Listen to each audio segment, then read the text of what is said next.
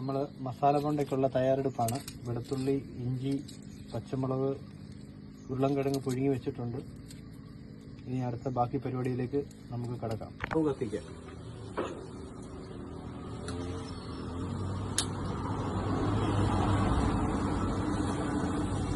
കടുകിടുക.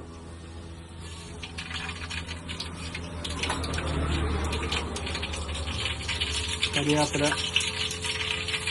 ആവശ്യത്തിന്.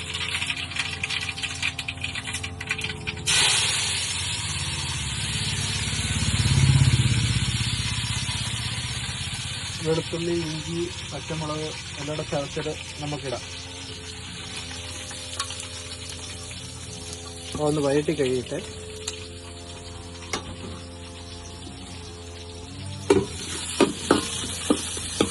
ചേർക്കാം. മുളക് പൊടി,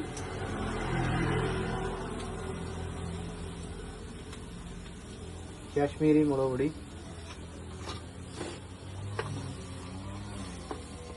മഞ്ഞൾപ്പൊടി 1 ടീസ്പൂൺ, ഗരം മസാല,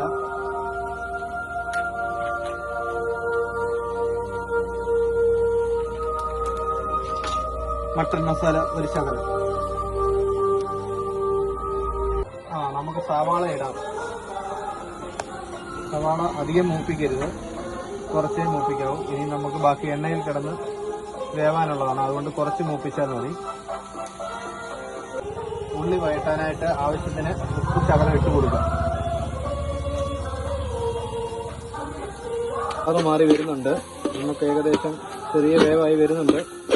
ഉടനെ തന്നെ നമുക്ക് പുഴുങ്ങി വെച്ചേക്കുന്ന ഉരുളൻകിഴങ്ങ് ഇതിലേക്ക് നമുക്ക് തട്ടി ചതച്ചെടുക്കാം. ആയിട്ടുണ്ട്. നമുക്ക് ഇത് വാങ്ങി താഴോട്ട് ഇറക്കി വെക്കാം. പുഴുങ്ങി വെച്ചേക്കുന്ന ഉരുളൻകിഴങ്ങ് നമുക്ക് ഇതിലോട്ടിട്ട് ഇടിച്ച് ചതച്ചെടുക്കാം. നമുക്ക് ഓരോ ബോളുകളായിട്ട് ബോൾ പോലെ ഉരുട്ടി വെക്കാം. മാവിലേക്ക് ഇടാനുള്ളതാണ്. മസാല കൊണ്ടൊക്കെയുള്ള ഉള്ളിയും കിഴങ്ങും എല്ലാം ഉരുട്ടി വെച്ചത് ഇവിടെ ഇരിപ്പുണ്ട്. അതിനായിട്ടുള്ള ആവശ്യമുള്ള മാവ് നമുക്ക് തയ്യാറാക്കിയെടുക്കാം. കടലമാവ് നമുക്ക് ഇടാം. കടലമാവ്, ലേശം ഉപ്പിടാം, കായം,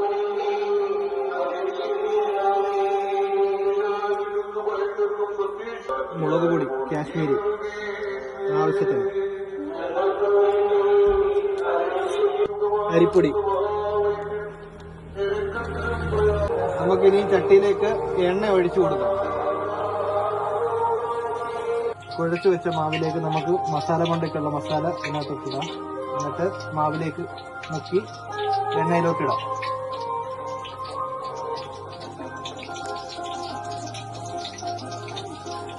മസാല വട നമുക്ക് ഇളക്കിയിട്ട് കൊടുക്കാം.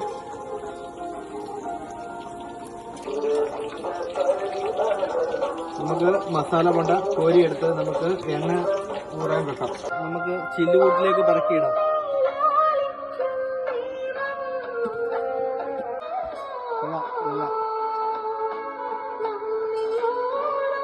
നമ്മുടെ കട സ്ഥിതി ചെയ്യുന്നത് അങ്ങാടിക്കൽ വടക്കേക്കര വീണ ജോർജിന്റെ വസതിയുടെ സൈഡിലാണ്. ബോർഡ് വെച്ചിരിക്കുന്നതിന് സൈഡിലായിട്ടാണ് നമ്മുടെ കട ഇരിക്കുന്നത്.